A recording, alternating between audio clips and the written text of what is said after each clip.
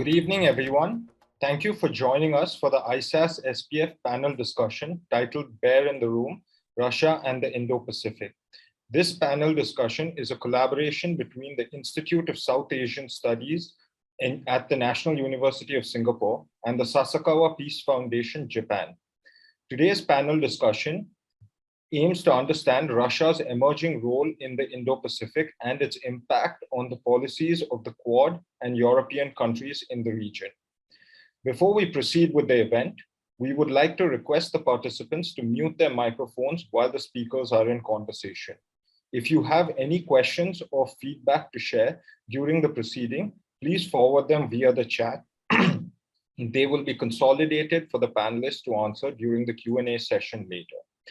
Today, we are delighted to have with us Dr. Alexei Zakharov, Research Fellow, School of International Affairs, Faculty of World Economy and International Affairs, Higher School of Economics, National Research University, Russia, Brigadier Olivier Kempf, Associate Fellow, Foundation for Strategic Research, France, and Editor of La Vie, Mr. Taisuke Abiru, Senior Research Fellow, International Peace and Security Department, Sasakawa Peace Foundation, Japan, and Dr. Nivedita Kapoor, Postdoctoral Fellow, International Laboratory on World Studies and the New Regionalism, Faculty of World Economy and International Affairs, Higher School of Economics, National Research University, Russia.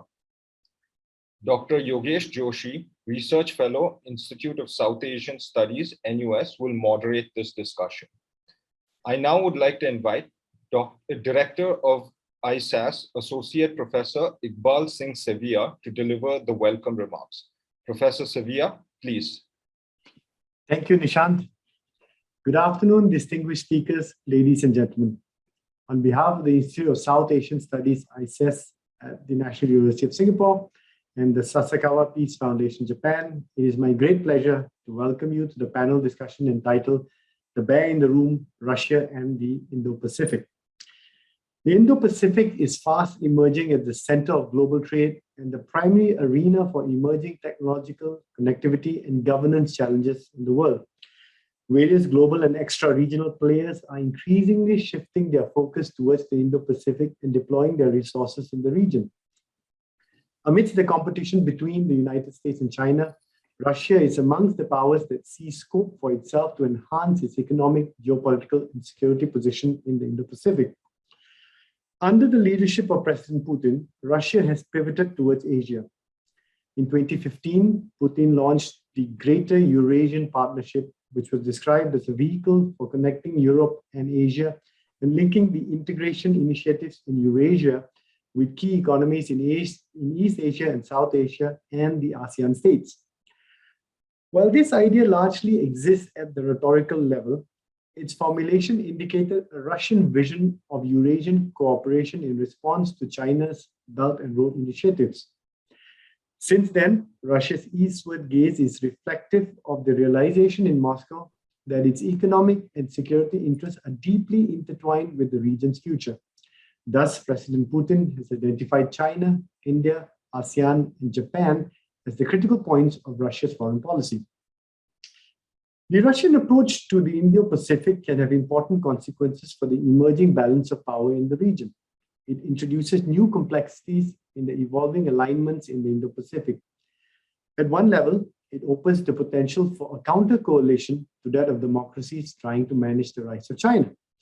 And yet, some may also view Russia's active participation in the Indo-Pacific as a means to ensure that the region is increasingly multipolar. Russia's bilateral relations with specific Quad countries, such as Japan and India, may also have implications on the emerging Quad alignment. Japan and India have different relations with Russia and have their own reasons for encouraging concerns over Russia's role in the Indo-Pacific. There is also the question of whether countries in the Indo-Pacific could collectively offer Russia alternatives to its relationship with China.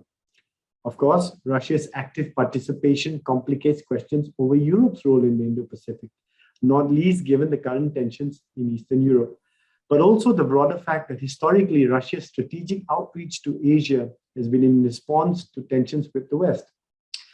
To better understand Russia's emerging role in the Indo-Pacific, and its impact on the policies of the Quad and European countries in the region, the Sasakawa Peace Foundation and ISAS have organized this panel discussion. The panel will aim to understand Russia's primary interests and strategic concerns in the Indo-Pacific and how it aims to secure them. Specifically, the panel will address the following key questions. What are Russia's strategic choices in the face of significant realignments of security partnership in the Indo-Pacific? What are the expectations and fears in India and Japan over Russia's approach to the Indo-Pacific? And how do the European states involved in the geopolitics of the Indo-Pacific view Russia's contributions to the balance of power in the region? Given the panel of distinguished experts joining us this afternoon, I have no doubt that we will be able to explore all these questions and many more. I shall conclude here by wishing you all a rewarding and engaging panel discussion. Thank you for joining us. And over to you, Yogesh. Thanks so much, Iqbal. You had made my you've made my job a lot more easier with those initial comments. Taking from Nishant, the introduction, we have a stellar panel today. First of all, hello and welcome to today's discussion, the bear in the room, Russia and the Indo-Pacific. This is our first foreign policy event of the new year, in collaboration with Sasakawa Peace Foundation, and we promise that many more will come throughout the year. But as diplomats huddle and militaries positions themselves in Europe, it is of also great contemporary relevance. When in 2007, Prime Minister Abe canvassed for an arc of democracies resulting in the idea of the Quadrilateral Security Initiative, the focus was largely on managing China's rise. Quad's principal advantage lay in its potential to bring Indo-Pacific's major maritime democracies to align together. Yet, little thought, as the title of today's panel discussion suggests, was given to the bear in the room, Russia. Russia was, at that point in time, still undergoing a democratic transition, was considered a partner in European security and also a partner in the war on terror. Things have changed dramatically since then. Russia has found itself on the opposite side of the Quad, as well as other major powers in the Indo-Pacific. And a counter coalition of Europe's continental powers is now underway as the consolidation of Quad happens in the Indo-Pacific. The problems for Quad and the Indo-Pacific are several, resulting from how Moscow positions itself in the undergoing power transitions in the region. First of all, it doesn't allow the US to concentrate simply on China. US energies would be divided. And that's not great news as far as many of the Quad members, as well as other constituents of the Indo-Pacific are concerned. Second, it acts as a force multiplier for China. China, the biggest chink in China's armor was basically the lack of allies. And with Russia, China has been able to found a major one. It also complicates the dynamic for two of Quad's main participants, India and Japan, who would like to temper Russia's pull towards China, but have not been able to do so because of several reasons, ranging from domestic politics as well as what is happening in Europe. But lastly, it fundamentally dilutes European commitment to the Indo-Pacific, given how far Europe as a whole, and particularly countries like France and UK, have come to become major actors in the Indo-Pacific. These questions form the basis of today's panel discussion. And as the introductions mentioned, we have a stellar panel to discuss some of these very intricate and complex issues of Russia's role in the Indo-Pacific.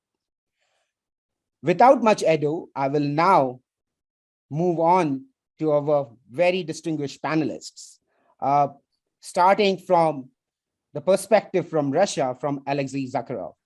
Dr. Alexei Zakharov, the floor is yours. Thank you, Yogesh, and thanks for inviting me to this very interesting panel discussion. The topic is really intriguing, and I think that the Russian policy toward the Indo-Pacific is really a mysterious thing, because Russia continues to be an Indo-Pacific country without an official strategy toward the region, even though it is clear that the region's importance for the Russian interests and its policies is gradually increasing.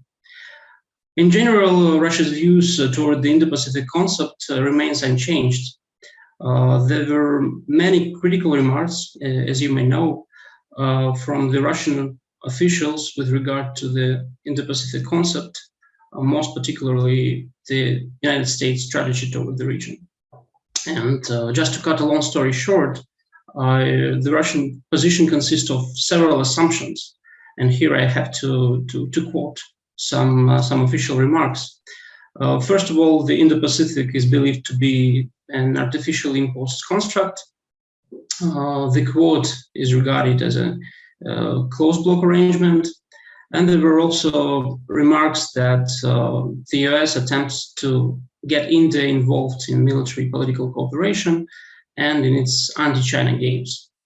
The last statement faced backlash from the Indian side, and Moscow had to mitigate its rhetoric, though it's still wary of the format's development and of India's role in Quad's discussions.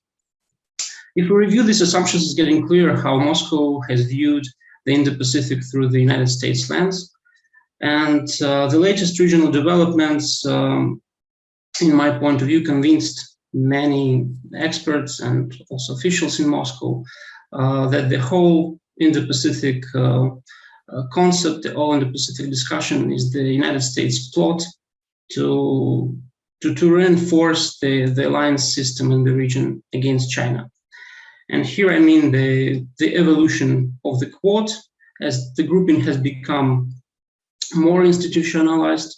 They managed to meet at the top official level, and they added several topics to the discussion.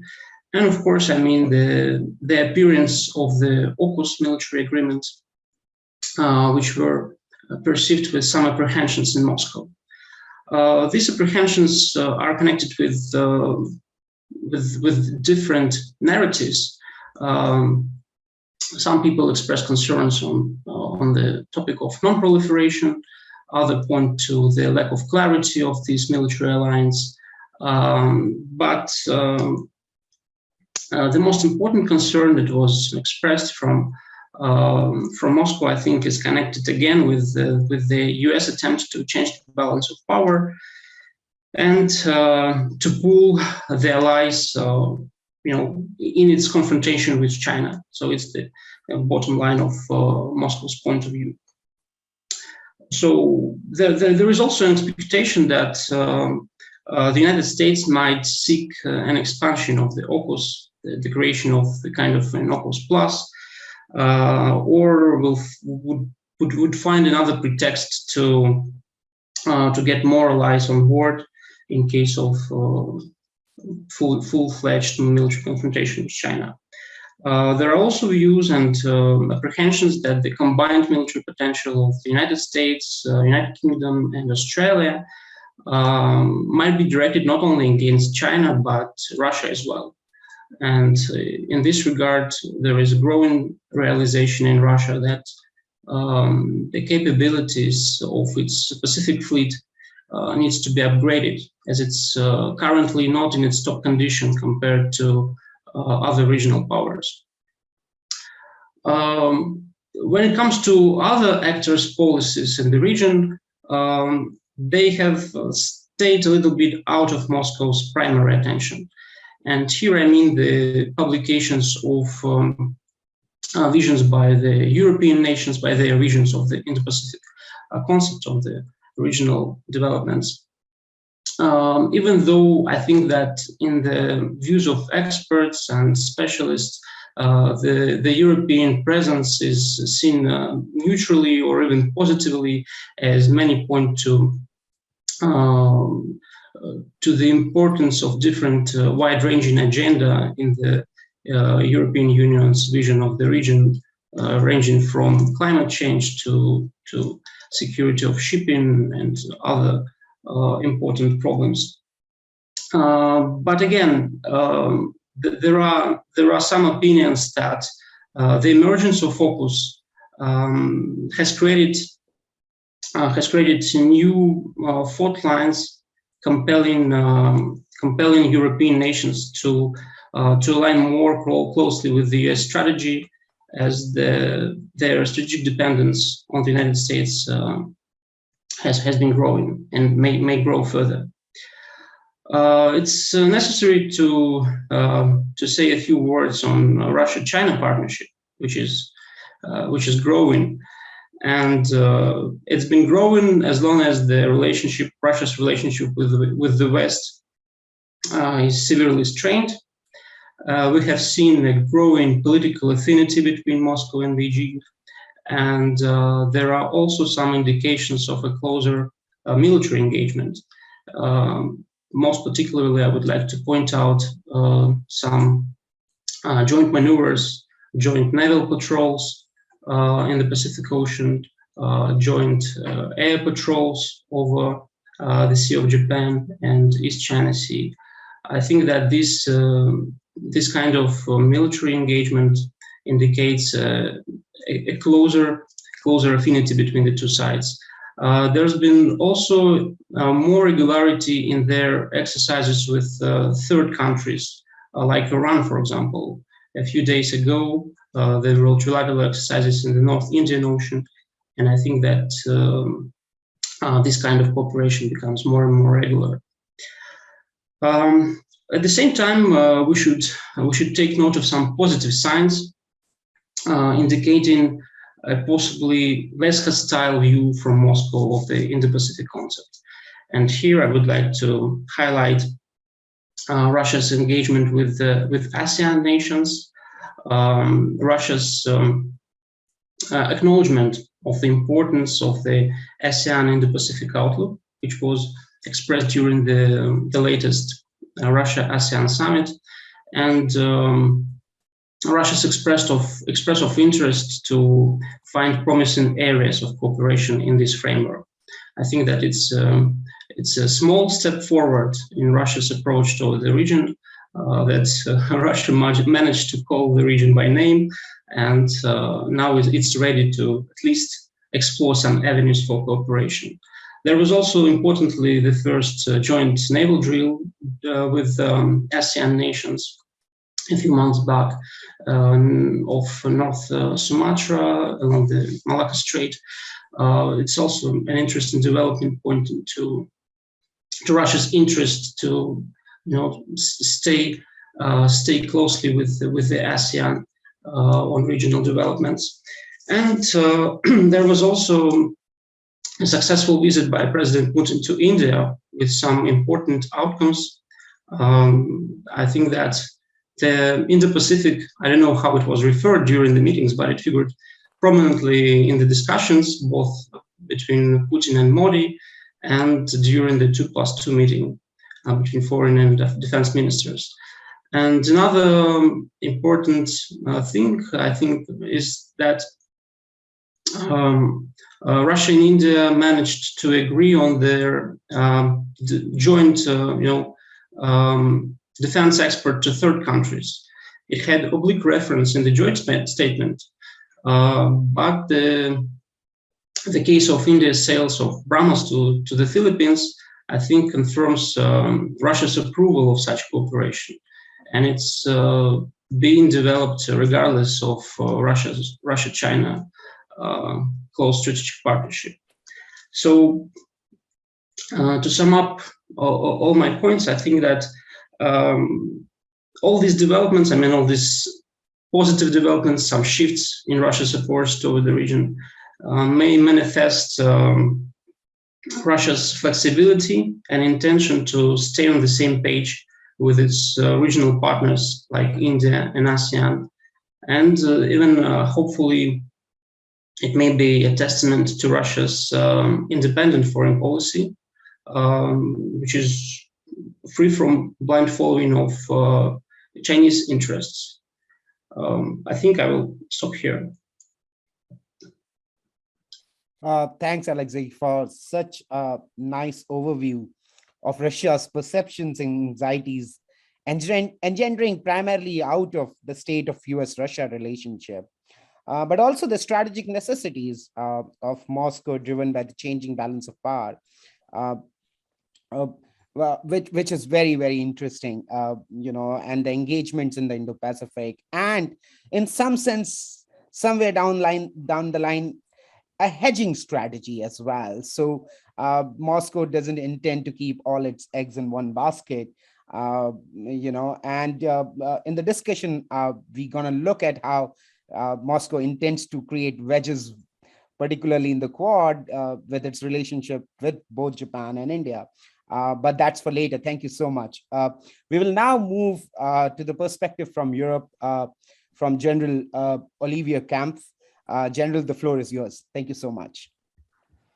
Thank you very much, and thank you for welcoming me. I will comment, or I will develop on the European feeling on Russia grand strategy. I think that Russia, well, European at large, think that Russia is more interested in, first, the West, being both US and Europe. Second, China, with a kind of love and hate relationship. And then in Indo-Pacific, which is a notion that is far away and which is not a priority. That's our feeling. I'm not saying it's not. That's the feeling that Indo-Pacific is not a priority for Russia. 3 points. First, Europe is very hampered by this concept of Indo-Pacific for 2 main reasons. The first is that Europe at large, I'm not talking just of EU, because you have to think of EU plus Britain now. So Europe has now fewer interest in the region than it had formerly.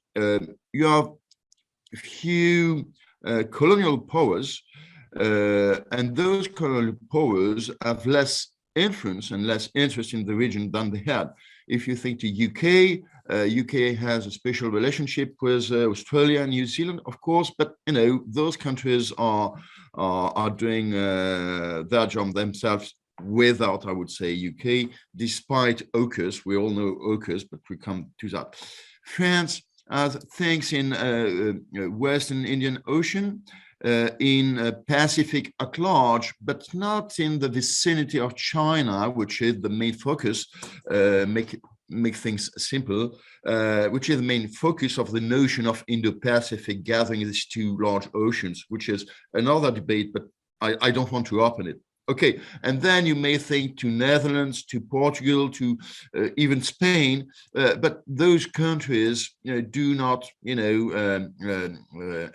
develop the links with the former colonies, not that much. And then you have not a common view of the Europeans on the region. Second, the Europeans think first to the region with regard to China and with trade with China. If you think to Germany, which is not a former colonial power, it is maybe the main actor in the region due to the trade relations with China. And think of President Trump 3 or 4 years ago, who was saying that globalization was the alliance of Germany and China making trade together and taking the gains of that globalization. So few interest in the region first, and then Europe is hampered because Europe feels a new US, a new American priority towards Indo-Pacific, which means that Europe feels that for Washington, Europe is no more a problem, neither a solution. So Europe is becoming minor in Washington's perspective. That the pivot, we all know about the pivot, but the pivot initiated by Obama is dramatically developing. However, Europe feels the need for a transatlantic linkage, for something that we may call West, the alliance between both sides of the Atlantic, the America and Europe. And then the center of gravity is passing from that ocean, which was the Atlantic, to the other oceans that are Indian Oceans and Pacific. So for Europe, this is very disturbing. That's my first point. I have 3 points. So I come to my second point so that the audience can follow me. Europe feels the Russian strategy as being first anti-West than first pro-East from Moscow perspective. What does that mean? That means that Europe sees and the news, what is occurring in the past weeks and that will develop in the coming weeks, prove it, is that Moscow is looking for a renewed partnership, maybe global partnership, but at least bilateral partnership with the US. That's the first priority that we feel in Europe when it comes to Russia. Look at the Geneva negotiations that are bilateral without European presence. And what the Russians and the Americans are talking, okay, they are both together. Maybe the Americans trying to catch the Russians out of a Chinese influence, and maybe the Russians trying to have the bilateral peer-to-peer discussion with the US, reminding the Cold War dialogue, etc., etc. That's the first priority for Moscow. The second priority for Moscow is to catch the close, what they call the close neighborhood. You obviously think to Ukraine, to Georgia, to Belarus, even to Kazakhstan, but all these regions are European, maybe not Kazakhstan, even if Kazakhstan belongs to Conseil de l'Europe, European Council of Europe, but you know, and to OSCE. But okay, Russia is looking at its border, its temperate border with Europe. We see it as the main Russian priority. And then we see as well that the coup made by Russia in the past few years are in a large European vicinity. Think to European involvement in Syria for the past 7 years at large. The renewal of Russian influence in Near East and Middle East, and think to the new developments in Africa. I think to Libya, I think to Central Africa Republic, I think to Chad, and maybe tomorrow to Burkina Faso. So what we see is Russia is going in a neighborhood, a European neighborhood. Naturally, in China, we don't, in Indo-Pacific, we don't see that kind of actions, of Russian actions in Indo-Pacific. Which comes to my third point. We feel, we European, admit that I say we European, but okay, I see, but I believe that most of Europeans think that they perceive a kind of alignment between China and Russia, which perception may be excessive, but you know, that's the perception that capitals have in Europe. What about that feeling of alignment? But think to the Shanghai Cooperation Organization first, which is a kind of anti-NATO or counter-NATO thing. Okay, you have other things and you can say this is not exactly NATO and blah, blah. I admit it, absolutely. But in terms of perception, we have that feeling. Think to the opening of the Olympic Games in Beijing, where Vladimir Putin will come in person. Think to the Russian support for the Chinese position on Taiwan. Think of the common positions in the United Nations, etc., etc. So we in Europe feel that there is a strong alignment between Russia and China and the Secretary General of NATO, Jens Stoltenberg, declaring a few weeks ago that this is a common axis and that is the same threat, which is, to my personal opinion, not true, but that's an official statement. And then I believe that there are rivalries that we Europeans, not the philos, but the general opinion and capitals don't see the rivalries. The first rivalry is obvious. This is in Central Asia and the development of the Silk Road, the Belt and Road Initiative. This Chinese thing, this Chinese geopolitical project is directly countering a Russian influence in Asia at large. So this is not Indo-Pacific, obviously, but this is Central Asia, so kind of Russian influence, and Russia is not very at ease with that first. And which explains, and maybe that opens the door, or that rely to what Alexei said, with the research from Russia to look for partners in the region that are not Chinese, and to appear like a kind of neutral power. Yes, a minor power, but an important power that can be perceived as neutral.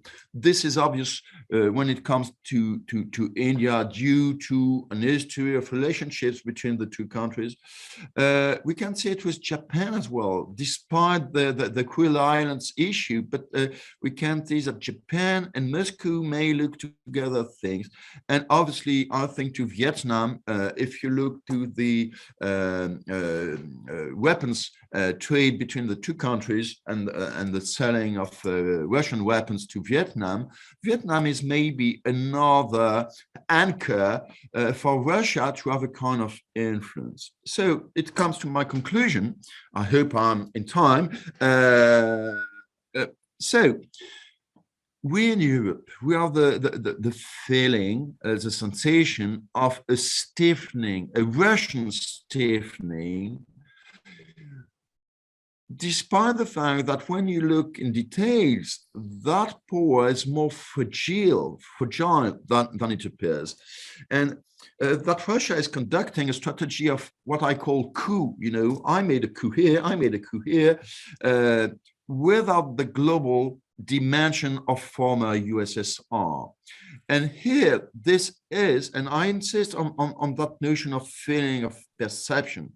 I think that there is a kind of remanence in Europe of the former USSR and Cold War things, a kind of psychological thing that remains in our brains and that does not tackle with the real status of Russia, with Russia doing things, yes, being a kind of revenge country, wanting to come back, however, with not the global outreach, which hampers Russia to have a major role in Indo-Pacific. Thank you very much. Thank you so much, General Camp, for that outstanding view of a rather difficult task which we gave you of talking about the whole of Europe. Sorry to put you in that position, but thank you for that magnificent overview.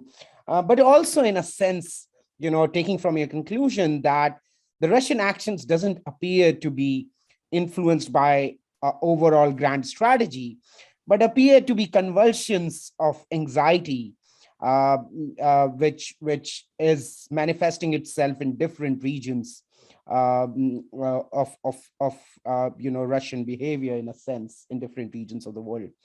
So thank you so much. And we're gonna ask you more about French perspective directly during the Q&A. So moving forward, we now have our next speaker, Mr. Taisuke Abiru, to give a perspective from Japan. The floor is yours, Abiru-san. Thank you so much. Thank you very much. I'm very happy to join in this very interesting panel discussions. I'd like to talk about the Russia and Indo-Pacific in the context of Japan-Russia relations, in order to talk about these topics, I cannot but speak about, former Prime Minister Abe's active engagement policy toward Russia. There was two objectives, in my view, for Abe's policy toward Russia. One was obviously Abe tried to resolve the long-standing territorial issue and signing peace treaty with Russia. But not only for that, but also, Abe's policy aimed at, improving and strengthening relationship with Russia and creating the more strategically favorable environment in this region, with the rapid rise of China in mind. It is worth mentioning that Abe conducted his own policy toward Russia in parallel with, a series of policies aimed at strengthening Japan-US alliance, including his own, Indo-Pacific vision and the Quad policy. So here, let's look back at the strategic context when Abe started its own policy toward Russia. The Abe administration was inaugurated in the December of 2012. It was the time, coincidentally, it was a time when President Putin officially announced its own, pivot policy toward East. Also, but in my view, Russia's pivot policy toward East had started before. My estimation was it was in 2009 when the Lehman shock was happened and Russia turned to China as alternative resources of the economic cooperation. Also, 2009 was the very time when China started its own assertive maritime policy in, East China Sea and South China Sea. So, facing this new strategic situation, there was two countries that moved toward Russia. That was Vietnam and Japan. In 2009, in the end of 2009, Vietnam ordered the 6 kilo-class diesel submarine to Russia. And 2010, as the host of the East Asian Summit, Vietnam invited Russia and United States to the Eastern Asian Summit as a the official member. On the other hand, Japan also, in July of 2009, Japanese government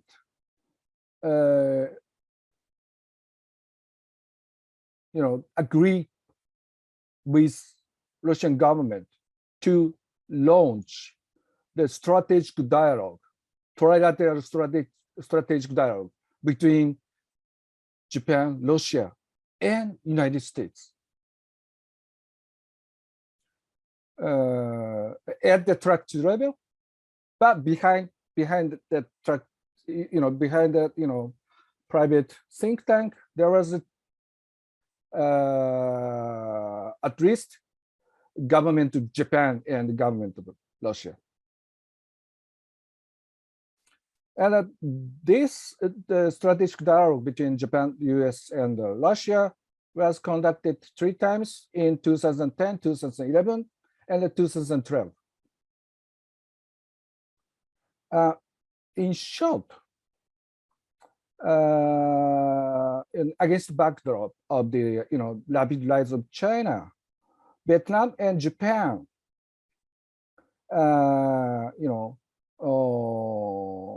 created mechanisms of the strategic dialogue between US and Russia in Asian Pacific region.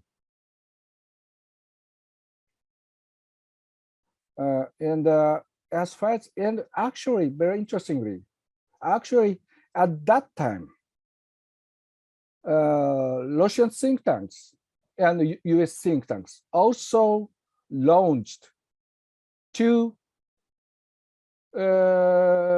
tracks to dialogue, focusing on Russia, US-Russia relations in the Asian Pacific region. One dialogue was conducted between the Harvard University and High School of Economics, and the second one was conducted by IMEMO, WIWS, US, and IMEMO between. By the way, very interesting to know that in the later one, there were 2 very interesting participants from US side. One was Kurt Campbell. Now they, the coordinator of the Indo-Pacific strategy in the Obama administration, and also Eli Ratner. He is now the Assistant Secretary of Defense in charge of Indo-Pacific region. Anyway, it was in this context that Abe started its own active engagement policy toward Russia. However, as you know,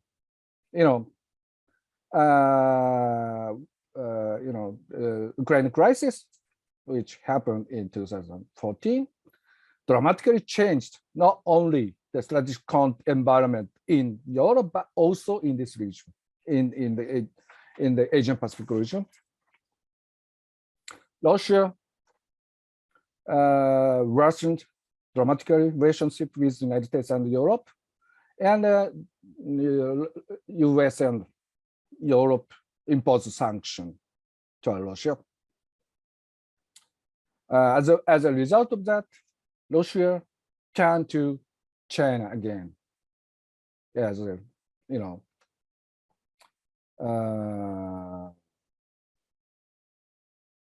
the Abe administration, then administration imposed very symbolic sanction to Russia, but also continue its own active engagement policy to Russia, despite that, at that time, the President US Obama made some kind of pressure toward Japan.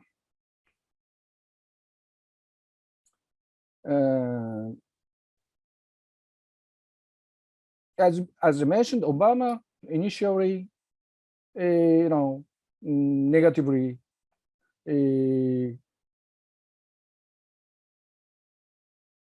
Obama had a very negative attitude toward initially the Russia's Abe's active policy toward Russia, but Trump, the President Trump, changed that policy. Trump never disrupted Abe's policy toward Russia. Despite that,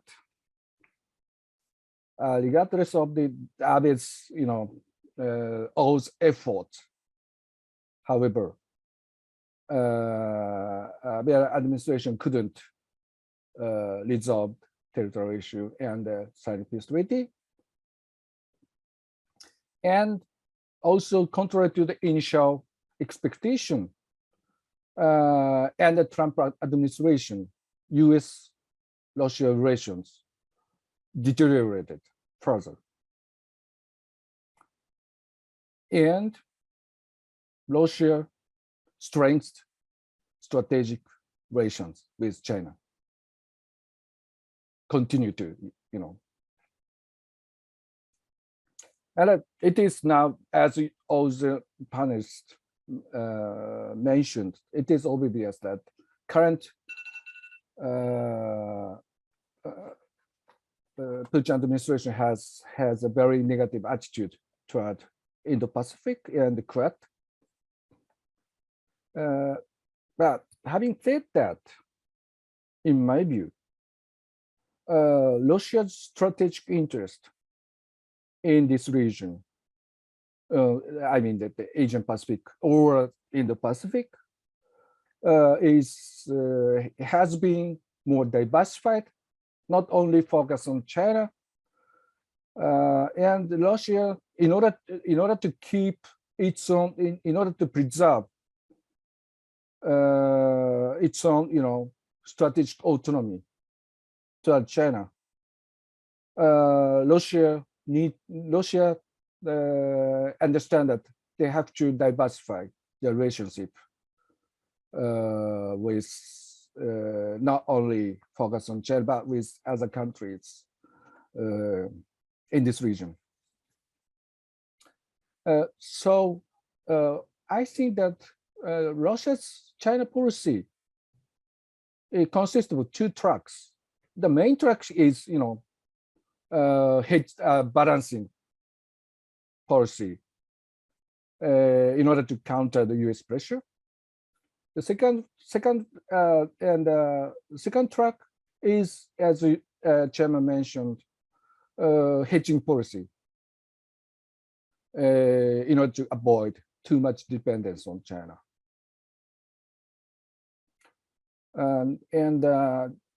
As Russia's official strategic document mentioned, India is the top country that Russia consider as the country to hedge. But I think that Japan is also in the President Putin's view one of the country that Russia think, the kind of the hedging, and that's in this context that I think President Putin mentioned 3 times last time on Japan, regardless that there's very few, progress on the, bilateral relations. Now, what kind of the Russia's policy for the new Kishida administration? I think that in the near future, despite that in the near future, there is no prospect to resolve the territorial issue and sign a peace treaty. Anyway, Japan needs to continue the engagement policy toward Russia in order to, avoid Russia too much dependence on China. In this context, I think that there are two areas that of the promising area. One is the energy as traditional area of Japan's Russia cooperation, and also decarbonization is also one of the areas of the potential cooperation Japan Russia relations. And also,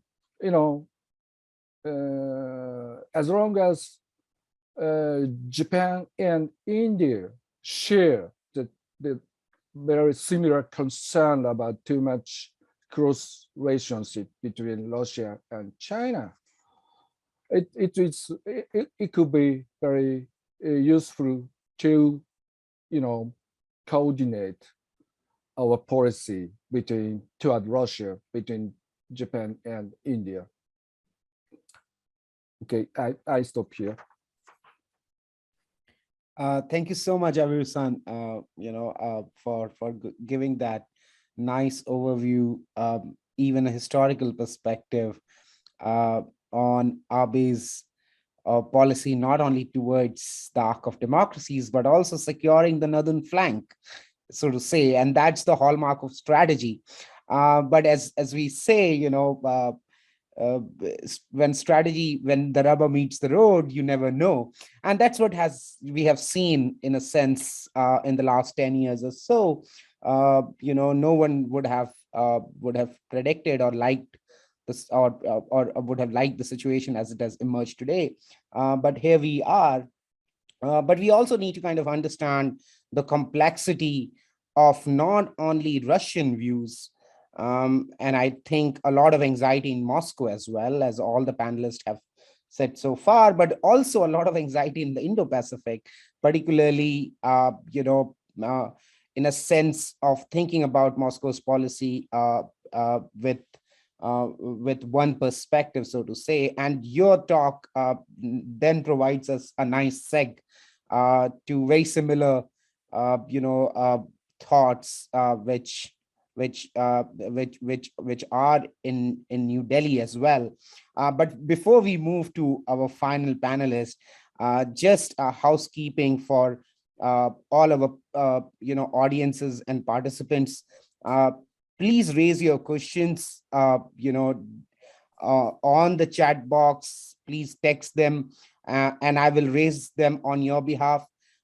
So as soon as we finish with the initial comments of the panelists, we will move to Q&A. So please use this opportunity to ask your questions. We have a very stellar panel here, and we look forward to a very exciting Q&A. Nivedita, the floor is all yours now. Thank you. Thank you, Yogesh, and many thanks to the Institute of South Asian Studies and the Sasakawa Peace Foundation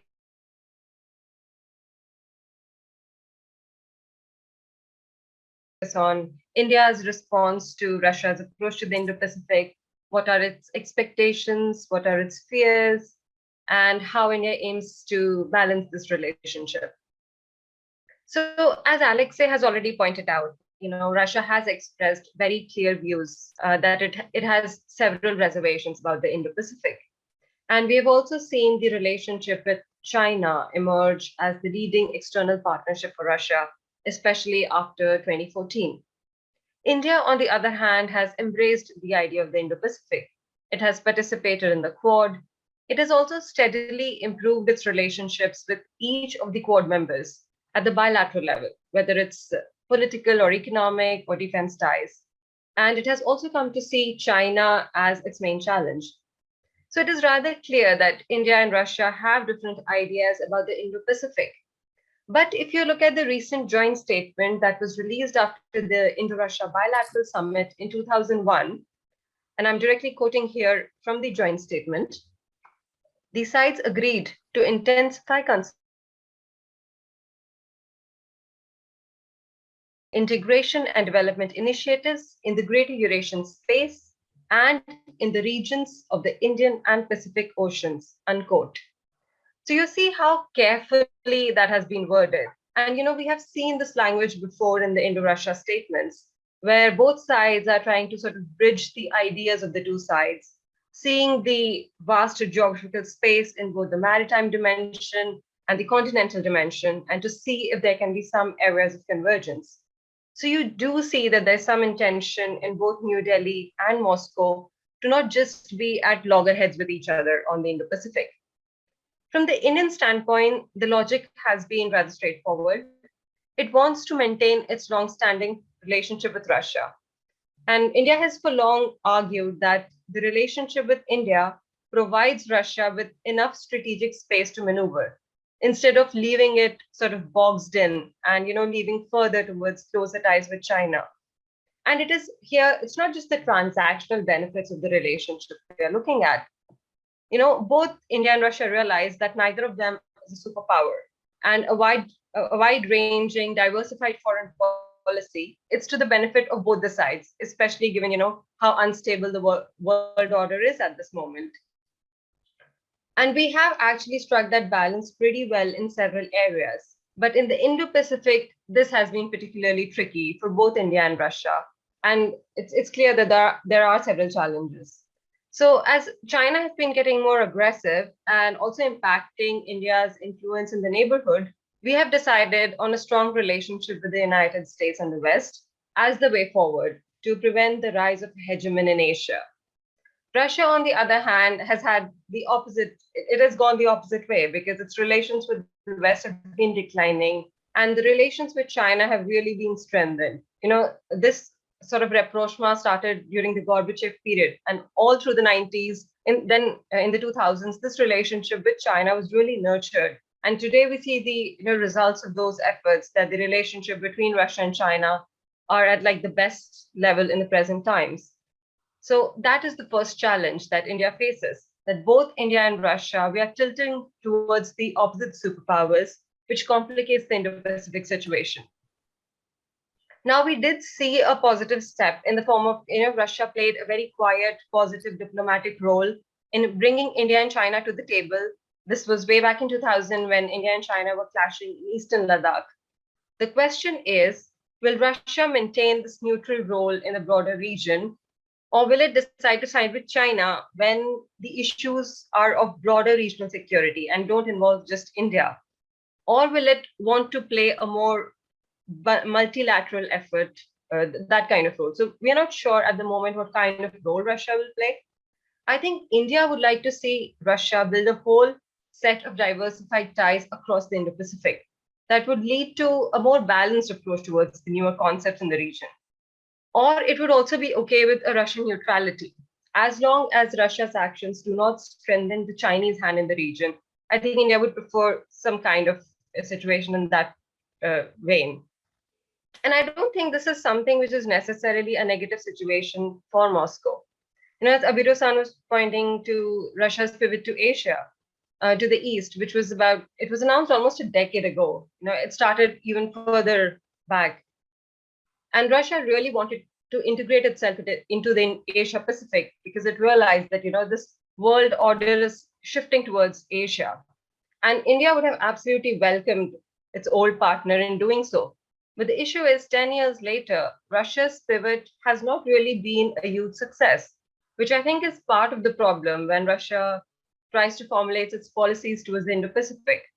So while Russia has been able to strengthen its relations with the traditional partners, so it's doing well with India, it's doing well with Vietnam, there have been some conversations with Japan and ASEAN, but if you're looking at a 10-year period, you will not be able to find a fundamental transformation of the Russian policy in the Asia Pacific.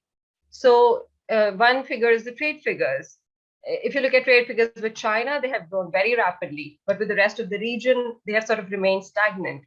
So that is another challenge for India, the lack of Russia's diversification of its relationships in the Asia Pacific.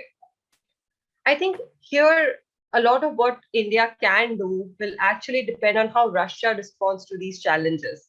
And its policies will, in a way, sort of determine the Indian response and help build the Indian response. But for now, what India has decided is that the best way forward is to continue to build the strategic partnership with Russia. And it would be to India's benefit if Moscow does not get any closer to China than it already has. So it's doing things like it's not just building on the bilateral cooperation, it's adding new areas to it. So we have started the 2+2 foreign and defense ministers mechanism. We have invited India to be part of the Indian Ocean Rim Association. There's an immense focus on reviving the economic ties, which have languished for way too long. These are some of the steps that India is taking. And that is also precisely the reason why India is interested in a cordial Russia-West relationship. And which is why I think it would also be watching very closely the ongoing developments in Europe. If Russia and the United States can actually come to an agreement, if they can reduce ongoing tensions and reach some kind of deal in Europe, it would be a huge relief to India, because it will create conditions where Russia need not be necessarily so closely aligned to China. I mean, I don't want to say that, there'll be sort of a split between Russia and China. The Russia-China partnership will continue. But what will happen is it will give Russia more options in the Indo-Pacific and the broader Greater Eurasia, which I think would be a positive step in the longer term. And, this sort of diversified relationship, it will also make Russia more attractive to the other regional partners who will see it sort of as an important balancer that has good relations with both West and China. But in case, the things go badly in the European theater and the West decides to retaliate with tough secondary sanctions, it would almost inevitably bring Russia and China closer together. And that will complicate policy choices for India. So, and if that situation actually comes to pass, then Moscow will be more firmly aligned with China. And that will also make it more difficult for the Indo-Pacific countries to manage China in the Indo-Pacific. So while, I might say that Russia on its own is not the strongest power in the Indo-Pacific, but if it continues to improve its relations with China, if it gets closer to China, it can greatly strengthen the Chinese hand across a vast geographical area. And that will create a challenge and a situation that India would not like much. So, well, I can't say where Moscow will go at the moment, the European situation, but I'm sure Russia is cognizant of that. Its choices in Europe will also impact its choices in other regions. So all of this broadly rolls into the question of how does Russia see the future of its relationship with China? We all understand that Russia and China, they are vitally important to each other, especially when it comes to their confrontation with the West. But what is Russia's long-term trajectory? That answer will have a lot of impact on how Russia formulates its policy towards the Indo-Pacific. I don't want to suggest some kind of reverse Kissinger that we should be aiming for, given the complementarities of the Sino-Russian relationship. That will be a wishful thinking. But Moscow having more broad-based regional engagement might mitigate some of its excessive focus on China and the Indo-Pacific, especially as the power asymmetry between Russia and China grows. Russia will have to answer some questions about how it plans to manage this engagement. And this might be a good time to review what comes next. So basically, what can India do? Apart from working on strengthening the bilateral relationship, India, for its part, can also be of assistance to Russia in improving relations with other regional powers. And other speakers have already spoken about this. So whether there's the talk of India, Japan, Russia cooperation, there's India and Russia jointly producing BrahMos and selling it to Philippines. So these are some of the ideas, and they really need to be looking forward for other sectors where we can cooperate in third countries in the Indo-Pacific. So India's efforts to engage Russia, because I think it will bear more fruit if Russia has more friends in the region and does not see China as its only partner. So, because India and Russia do have a long-standing partnership, and their commitment to dialogue will be the way forward, because we need to be able to work around our divergences and build on the convergences. And I really hope that, we can do that in the Indo-Pacific. So I'll stop here for the moment and then carry this forward in the discussion. Thanks. Thank you, Nivedita. for that very bird eye view, not only from New Delhi, but from Moscow as well. You're sitting right at the center of a lot of activity, which bothers the whole of Indo-Pacific, Europe, and generally the whole of international politics, so to say. Having said so, I have learned a lot out of all these, presentations today. And we're looking forward to the questions from our participants and audience. But for the time being, taking the privilege of moderating this panel, I have very pointed questions for all the four panelists, and I'm gonna start in the reverse order. So first of all, Nivedita, for you, the whole, the complexity of the Indo-Pacific vis-a-vis Russia started with the 2014 Ukrainian crisis. And we are at the cusp of a major turnaround, or in a sense, in some sense, a major flip to that crisis. What does that mean for India? What is India doing? Where would India look at if this military crisis unfolds, or at least the diplomatic crisis so far unfolds into something much more serious? So what are India's options? How should India go about it? Are there any options at all, so to say? For Abirusan, the activity in the Sea of Japan, particularly both, in terms of the air exercises, the Sino-Russian air exercises, as well as the first, naval exercise in October, I guess, or in November 2021. Seems like Japan is one of the first countries where the Sino-Russian, the growing military entente between Russia and China seems to have its impact. What kind of signaling is being felt in Tokyo? And how far do you think is AUKUS responsible for it? Particularly the naval exercises which followed immediately after the announcement of the AUKUS. Moving on to General Kempf. So in the Indo-Pacific, there is, we kind of see Russia as a force multiplier for China. In Europe, how much is the China factor aligned to the Russia factor? In a sense that how threatening does Russia become if China is much more aligned to Moscow? So it's just the reverse in some sense of the Indo-Pacific situation. But particularly, the French approach to Russia, which has always been, French particularly, just like in some sense, much more like India, kind of prefers a strategic autonomy, has had relations with Moscow, which have not been liked by the US, particularly in terms of, even a defense relationship shows, so to say. What's the French perspective? Particularly the Europe appears to be divided. The Eastern Europe is much more aggressive on Russia compared to the Western Europe, so to say. So there are divisions within Europe, and if you could basically elaborate on some of those divisions, that would be very, very helpful for our audience. Lastly, to Alexei. So one of the things which is very interesting for me is Moscow's approach to Sino-Indian relations, and particularly the perception that India is somehow being goaded into an anti-China alliance.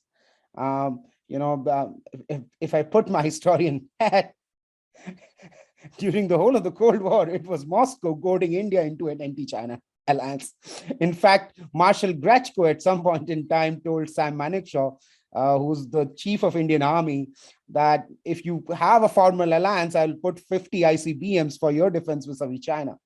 The point basically at this point, at over here is that there are serious issues in India-China relationship, and those security concerns can't be wished away. And if that is so, then simply, questioning these complexities of Sino-India relationship and India's move towards the West as Western attempt to go into India into an anti-China alliance doesn't really broke much corner with New Delhi, but also doesn't really reflect the reality. So that is one. The second thing is that in my understanding of Russian strategy, it's also trying to create wedges within the Quad, both by inducements as well as threats. So in case of India, the growing relationship, or at least the fig leaf of relationship with Pakistan, is basically sending a signal of what the relationship could be with Islamabad, and kind of signaling India that you need to take a step back. Similarly is the relationship with China. So, and that is also the case with Japan. So kind of giving inducements as well as threats of major changes in Russian foreign policy as trying to create wedges within the Quad. How far is this strategy successful? Is this a strategy, first of all, because it's just my opinion in some sense, but appears to be a logical strategy, and how successful is this? Or at least how in Russian decision makers basically think about this strategy as one of the ways to counter the threat from the Quad. I'll stop there. We'll start as we ask the questions. Nivedita, you will go first. Thank you so much. Thanks, Yogesh. That is a really interesting question. And, we have seen for over a month now, well, the military buildup by Russia along the Ukraine border started way back, but over the past month or so, we have seen more and more troops and equipments being moved to the Ukraine border. But I think it's fair to say nobody actually knows what the Russian policy is. So everybody is guessing. If you read the analysts, they're completely split. Half of them are saying Russia is not going to invade. This is it's part of its compelling strategy. The other half are saying the invasion is imminent. It might be more limited, like the Georgian war or something of that sort. But there's like a complete split, and literally nobody knows what's going on. But if you actually look at the demands that Russia has made, the troops might be on the Ukraine border, but Russian demands are far-reaching. They are about NATO expansion. They're essentially about deciding the European security architecture. And because Russia is saying we are unhappy with what happened after the Cold War, and we want to sort of change that. And if that is the Russian aim, to have a reformed European security architecture, then the military option is not going to take it anywhere, because the military option only extends to Ukraine. And if the invasion does happen, then Russia loses any chance of convincing the Western partners to sort of come to the negotiating table and actually talk seriously. So the end game can only happen through talks.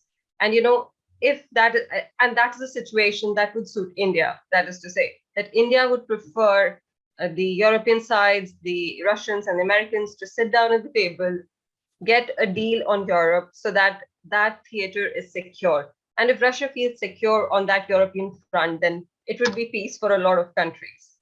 So, and that's a situation, as I said, would be very good for India, because if the opposite happens, because the United States is already saying it will be imposing tough sanctions, this won't be like the 2014 situation after the Crimea annexation. And if we end up with very tough secondary sanctions, then we will see United States pressure its partners, whether it's Japan, whether it's India. It will pressure us to follow through on those sanctions. And then India will have to decide, what are these sanctions? Which ones will we support the United States, or which will we support Russia? And that will make for very tough choices for India. One Katsa was enough. We have, tried very hard to sort of get around Katsa for the S-400. But if the invasion of Ukraine happens, all of this will get very, very difficult for India. And I don't think that's a situation India wants. So the best case scenario for us is for all the sides to sit down and discuss the European situation. I mean, we are not directly parties to the European theater, but we do have a stake in this situation being resolved peacefully. Thank you so much, Nivedita. Abiru-san, Yes. if you could now Yes. comment.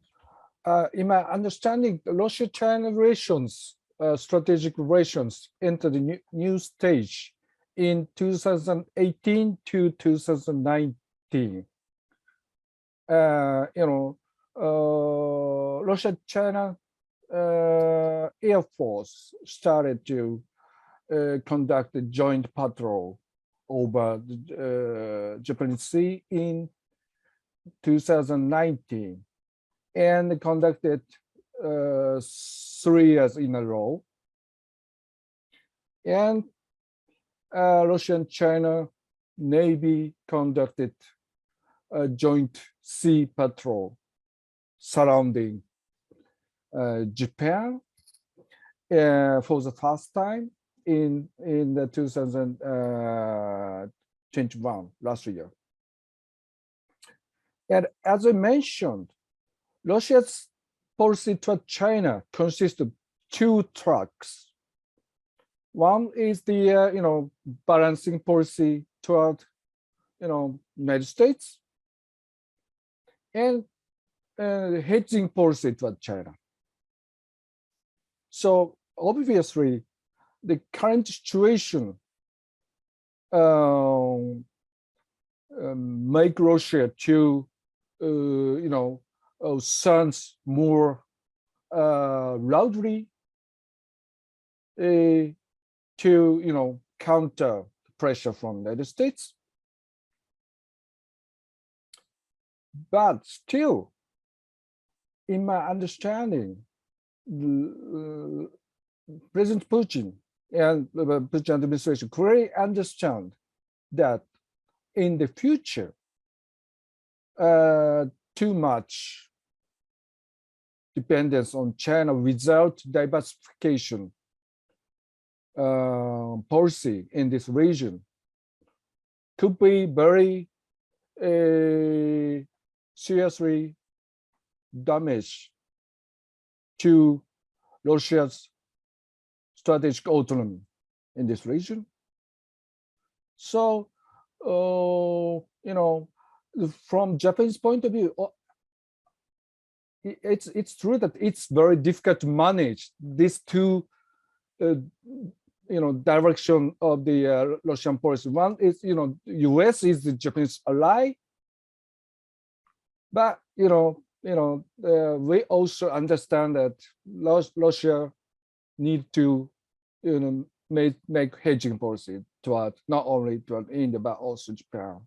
So I think that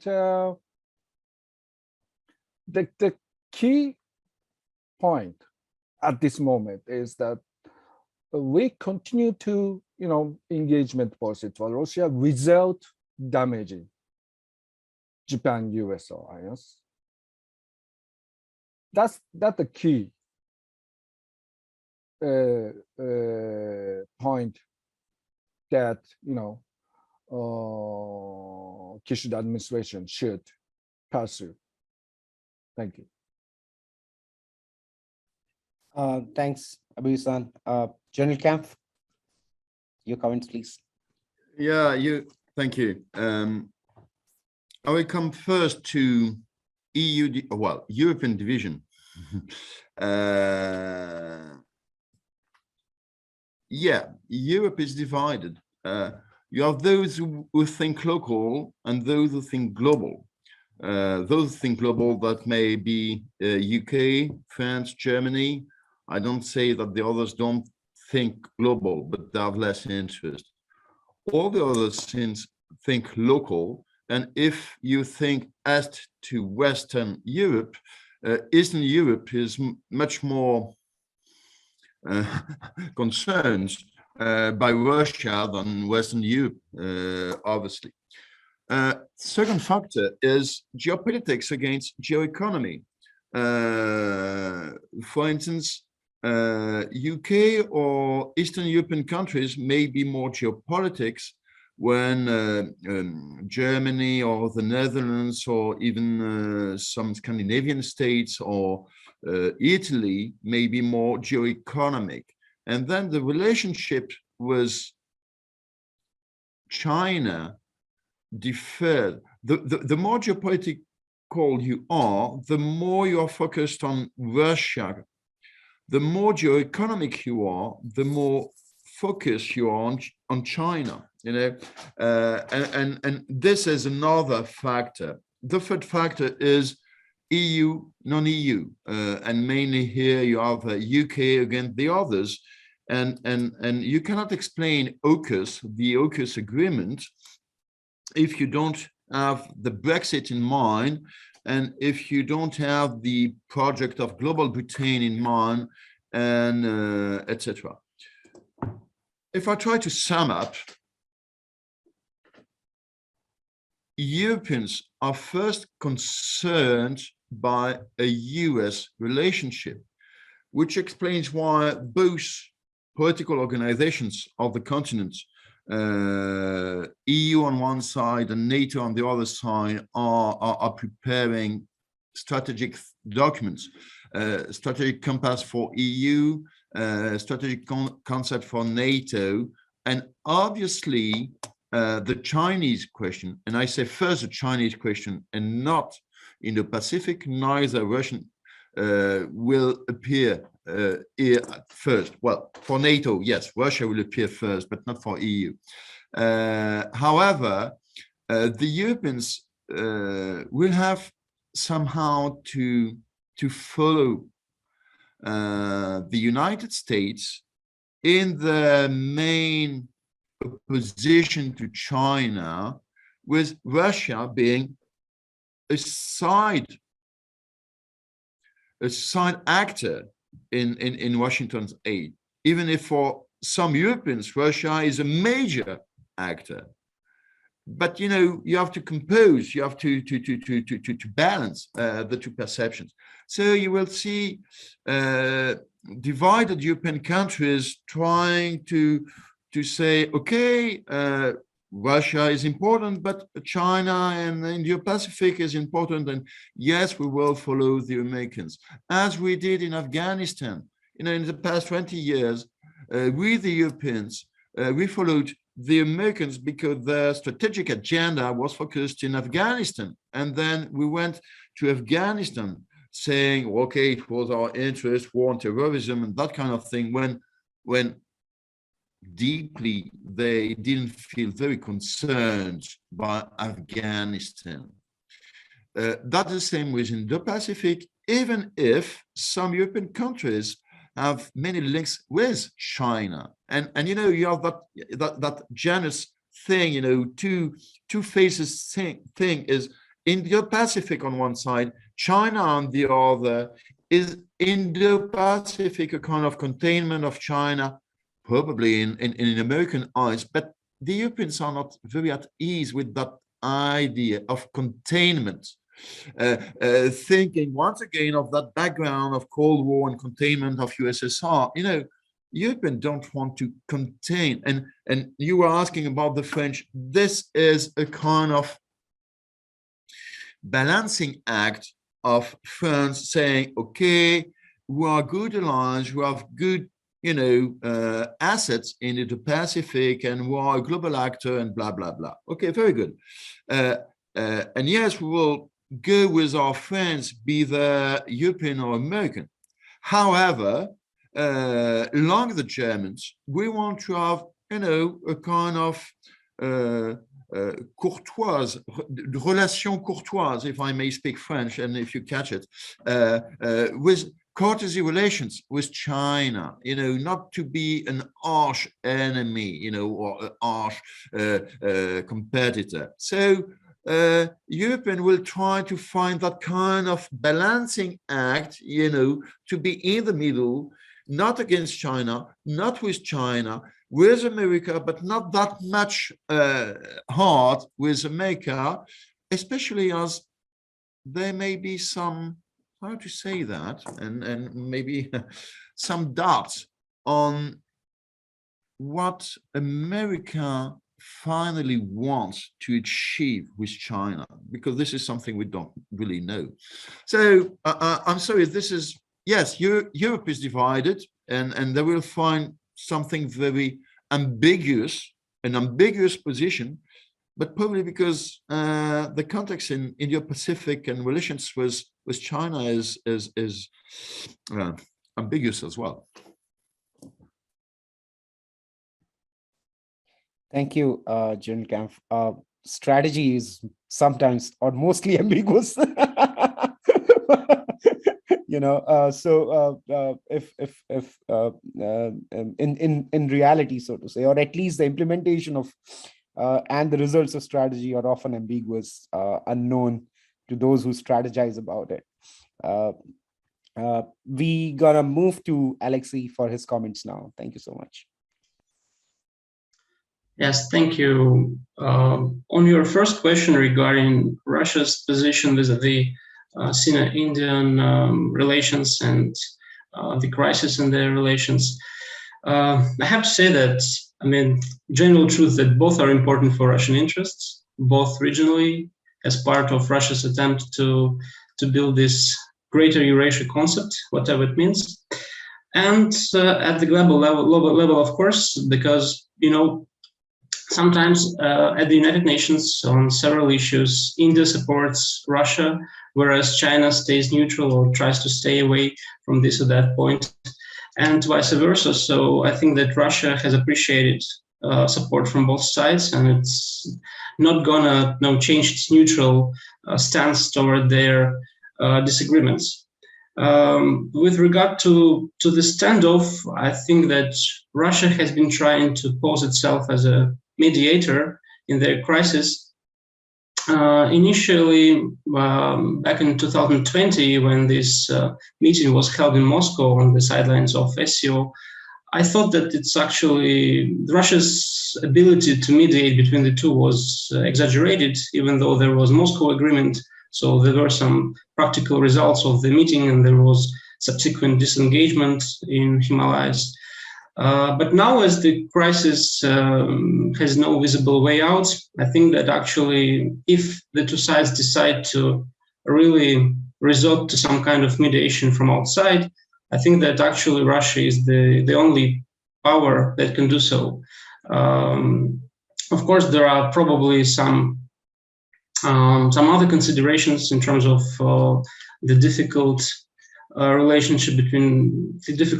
relationship between India and China, such as domestic politics as well. There is also larger cooperation between the two, as we know.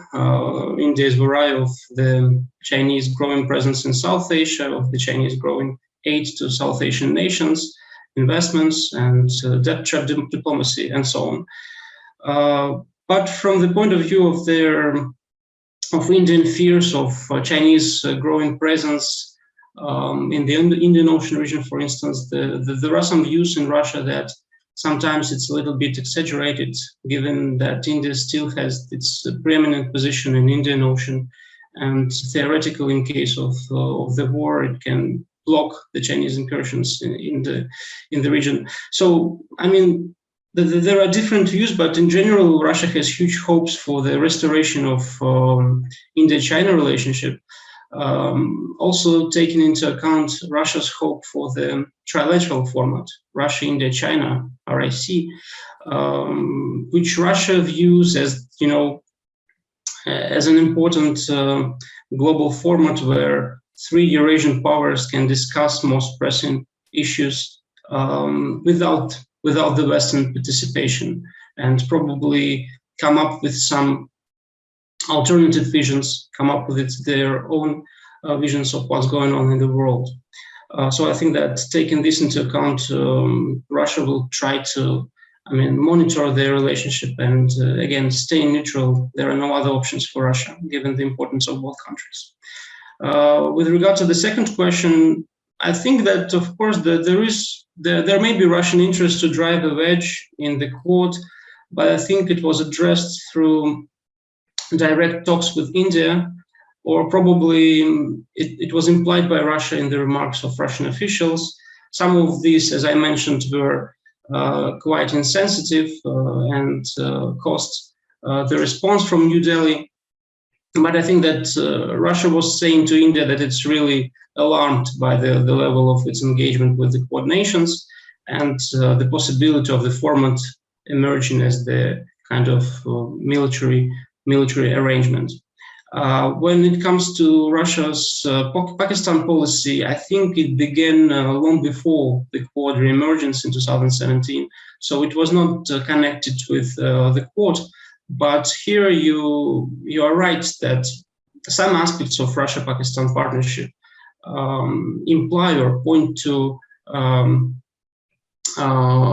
Russia's intention to show that it's not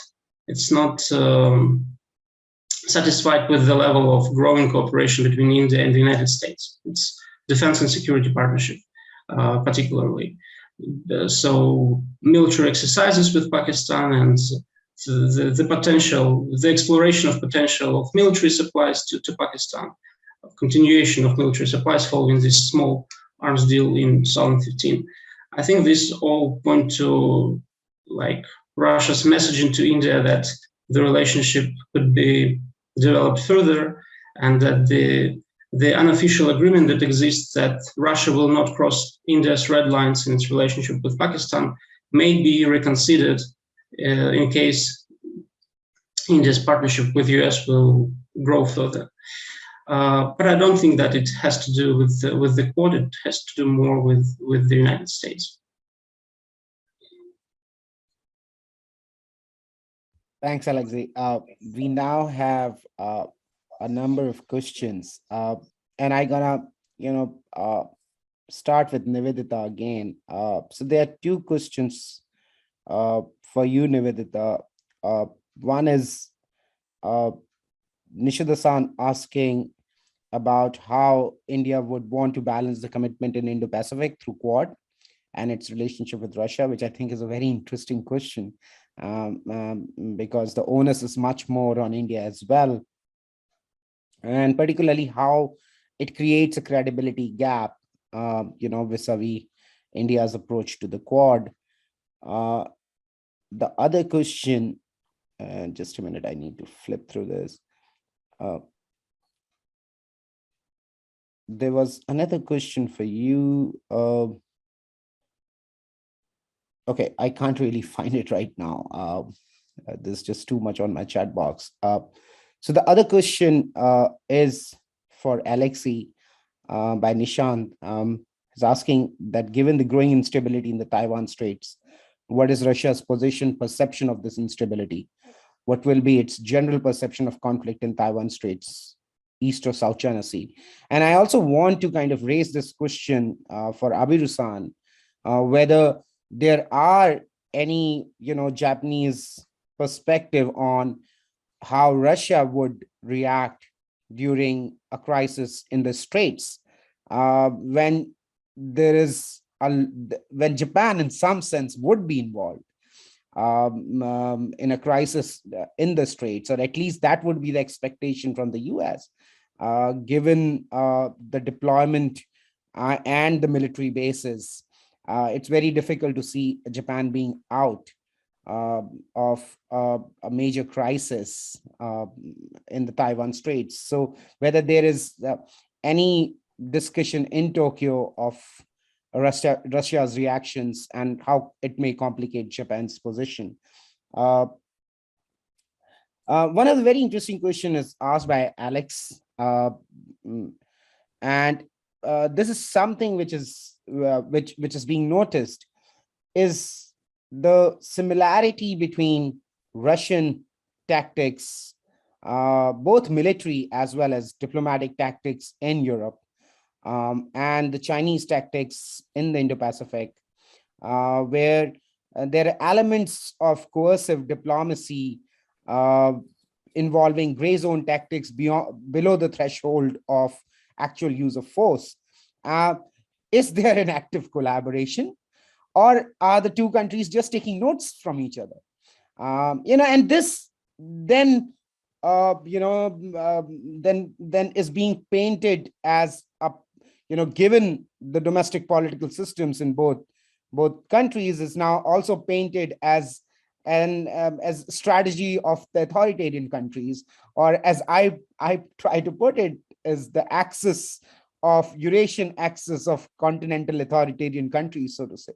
So there is a lot going on in here, but I think the interesting question is that what do we make out of the employment of similar coercive diplomacy involving low thresholds or of use of force, and what does it where do we and any of this panelists can please jump on these questions.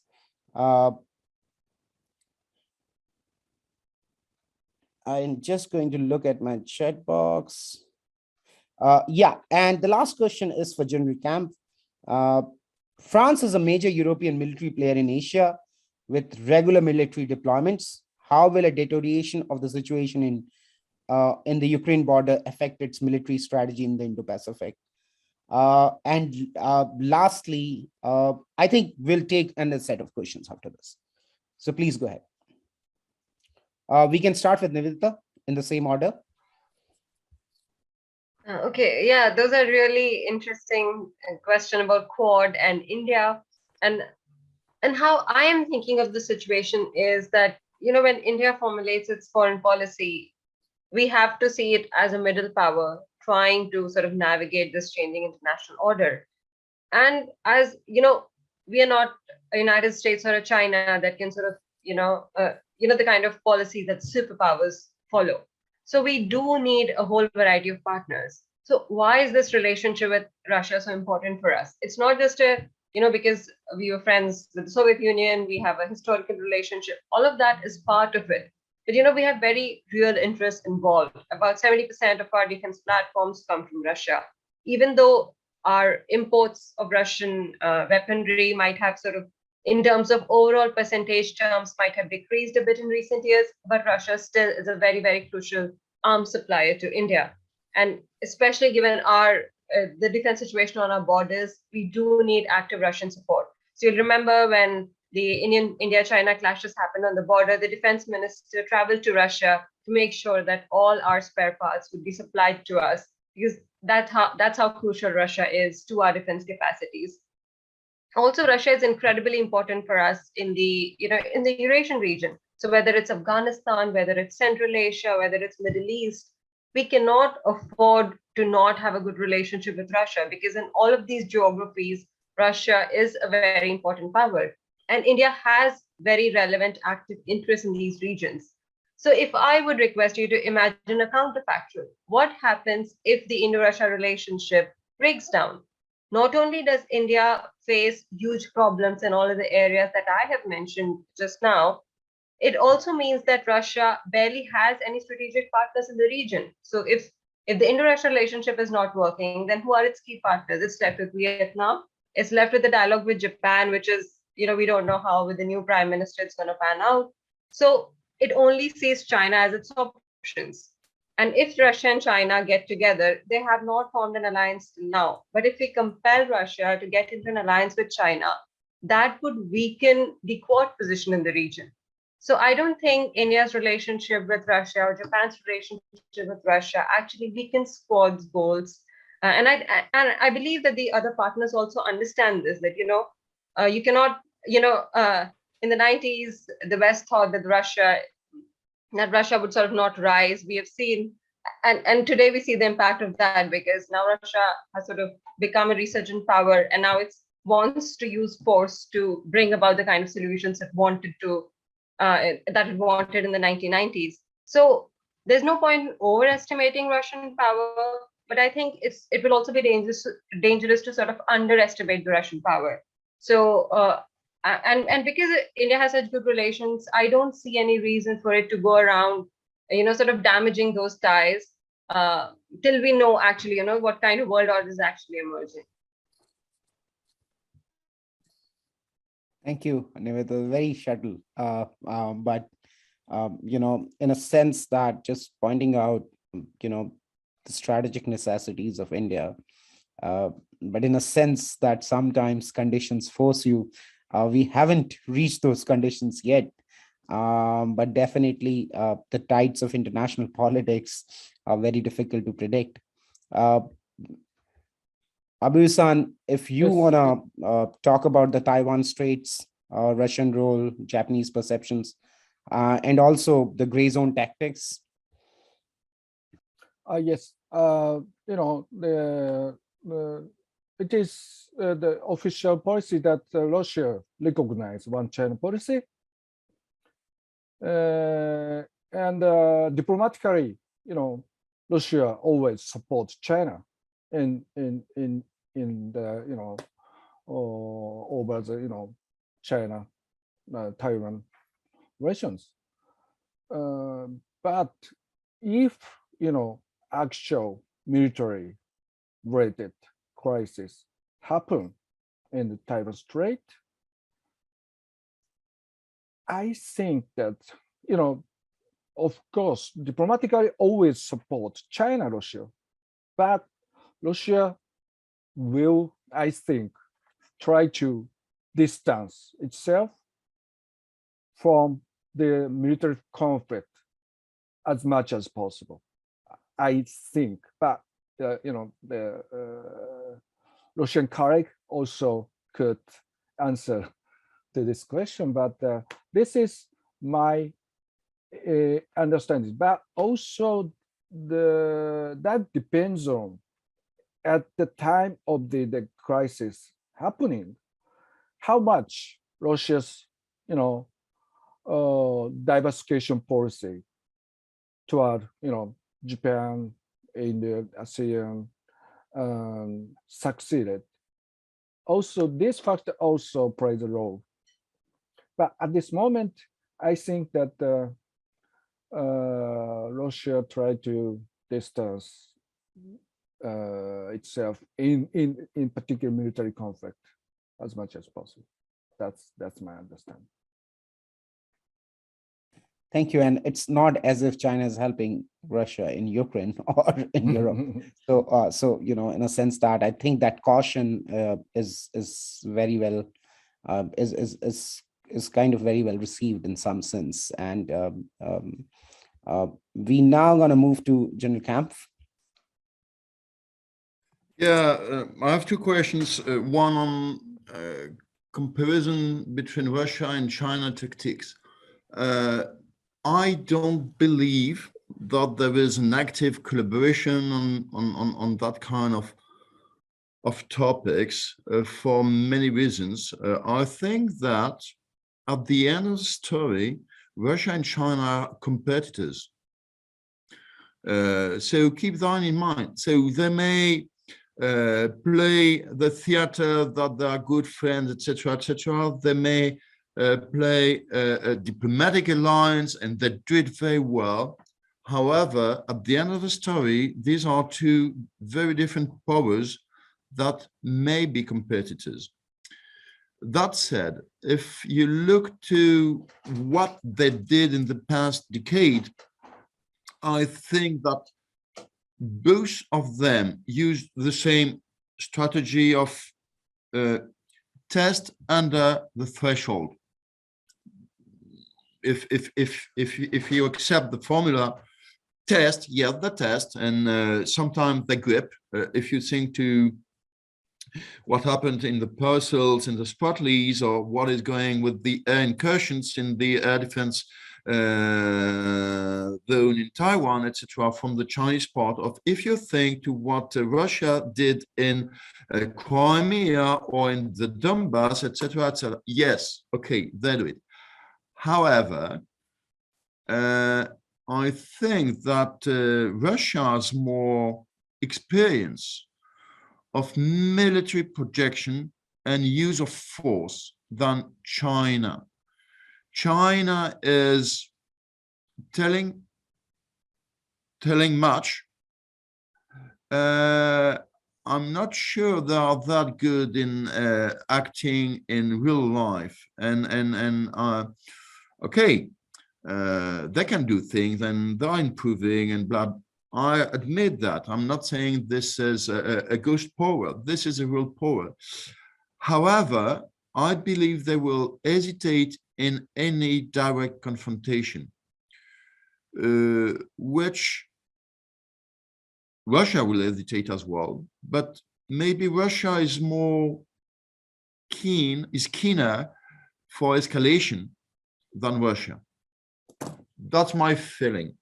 So I think that each country is looking at what the other is doing.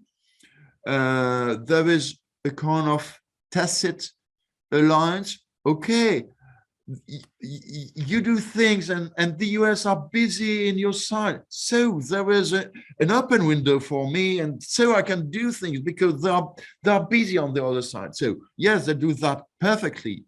But I don't think that there is a formal or prior cooperation.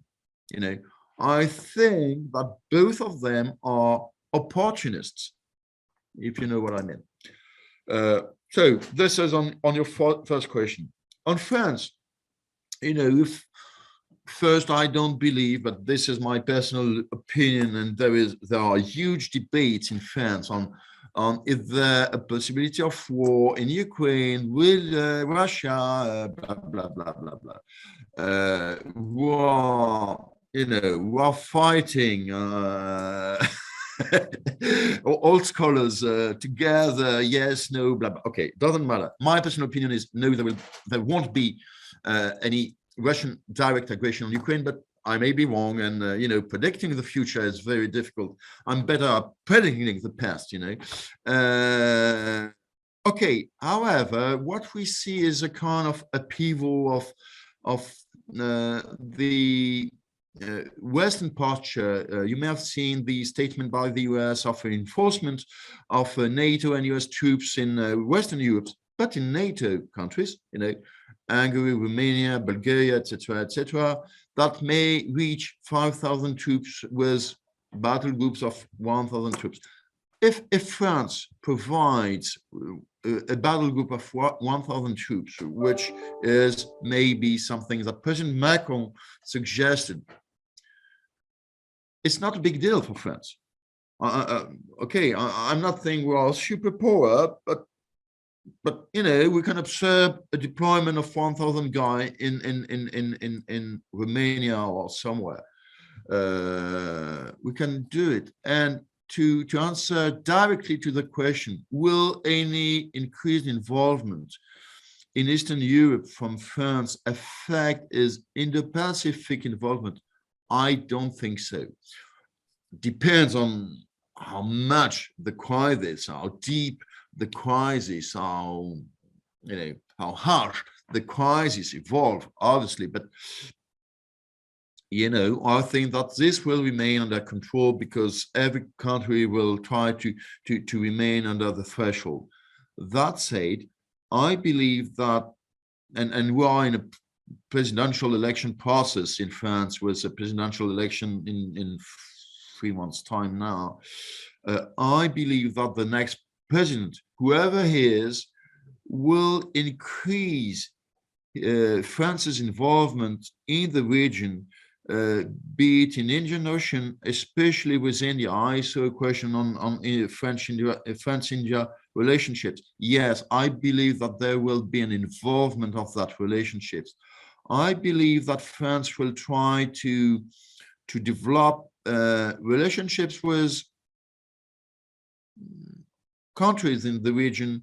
I think to Indonesia, I may think to Singapore, we may think to Chile, which is far away on the other side of the Pacific, but okay, who knows, etc. Just to say, okay, we are here and we will do more things. And there are prospects of a new naval group deployed permanently in the area. So we'll see if the next president approves, decides, if the economic conditions, the budgetary environment, etc., permits it.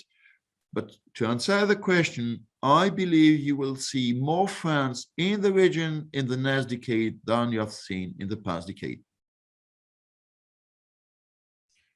Sure, thank you. At least we civilian analysts can speak our mind, unlike as the German naval chief recently kind of experienced in a sense, but we are inconsequential to strategy, but that's what we do. We make honest analysis, of things.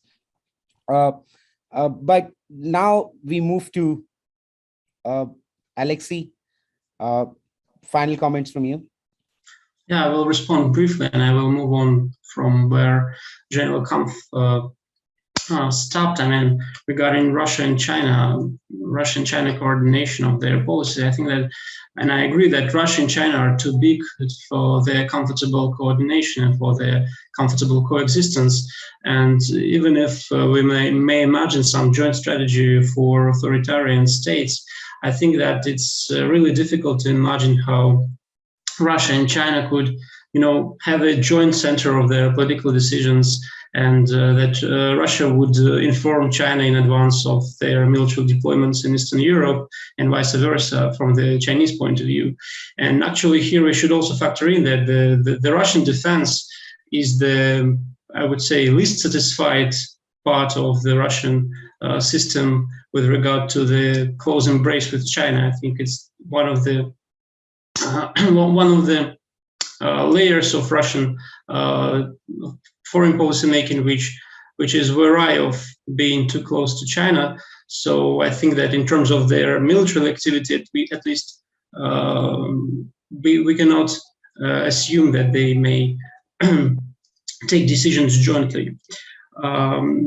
So I don't think any correlation between Russia's approach toward Eastern Europe and Chinese policies in the Indo-Pacific.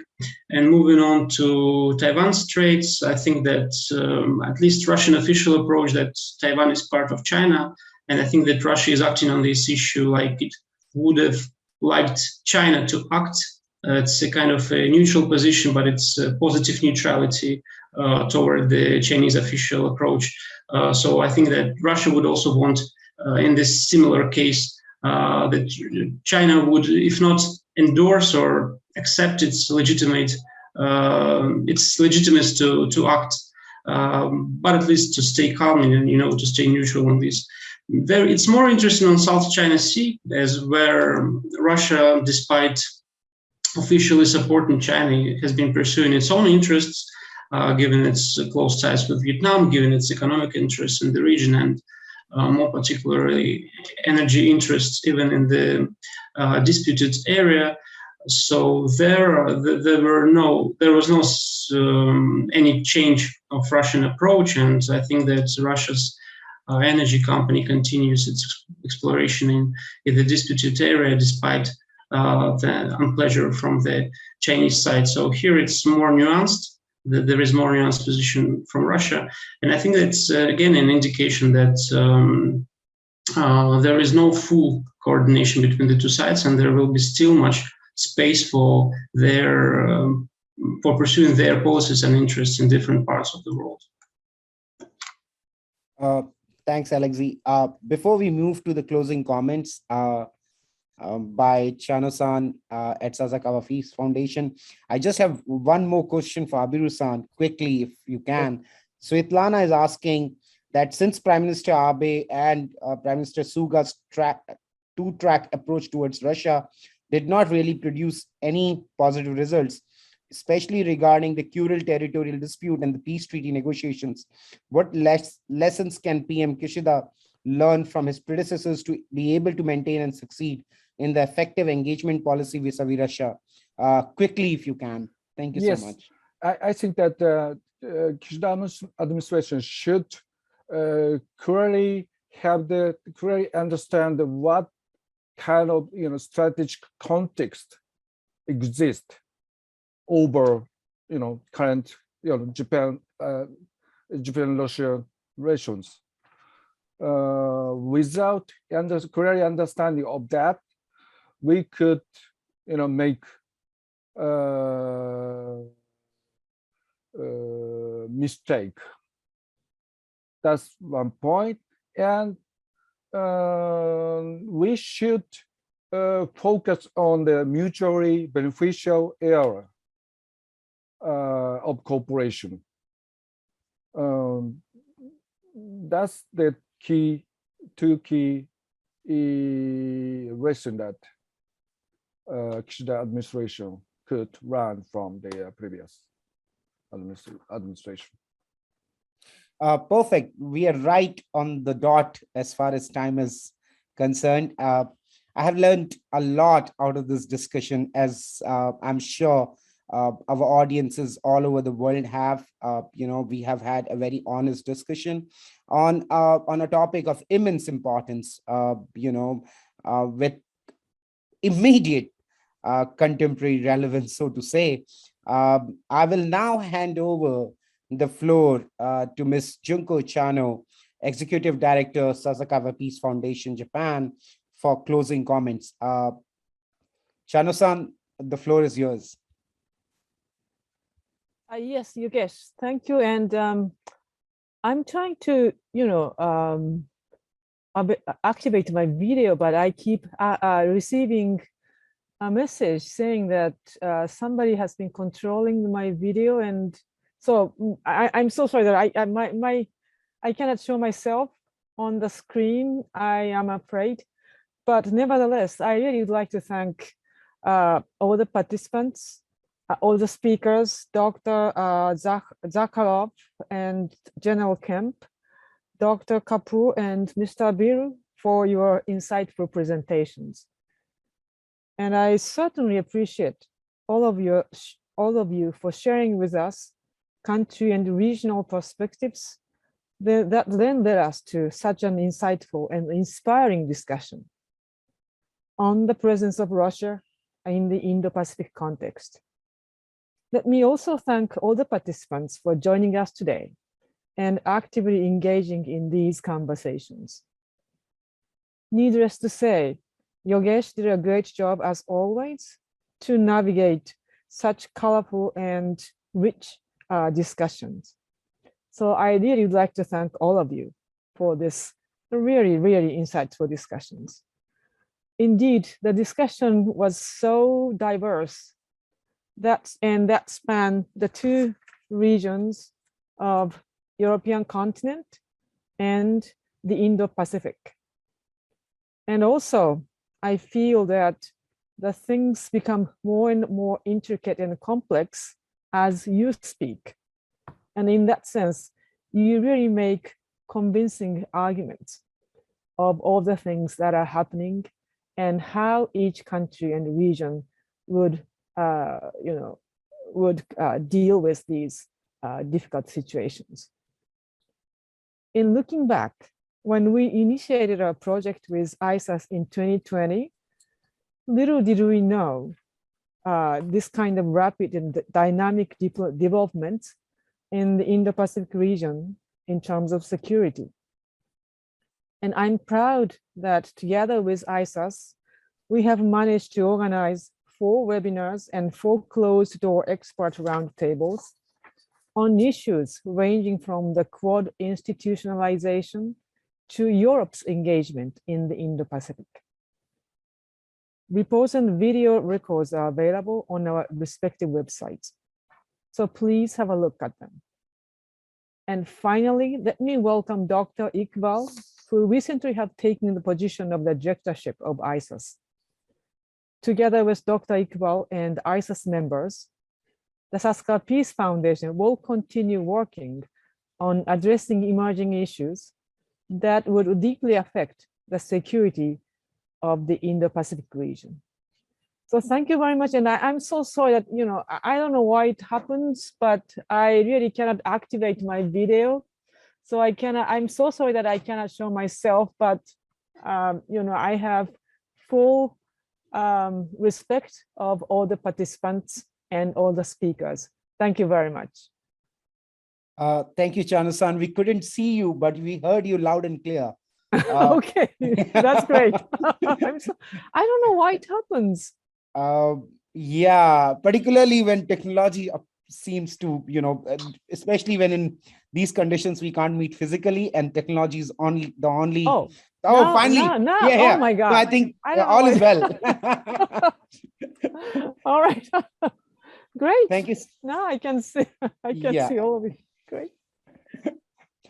Thank you so much, All right. Jonathan. Thank you very much. And for those very kind comments for the collaboration between SPF and ISAS. And we look forward to continuing this with you on the side of SPF and our new director, Iqbal, on our side. So thank you so much. But thanks to the panelists for taking time and helping us out in understanding this complex dynamic which we are seeing right now in the Indo-Pacific. But lastly, our audiences and the participants who give their time, we hope that this would have been engrossing exercise and a learning exercise, as it has been for me personally.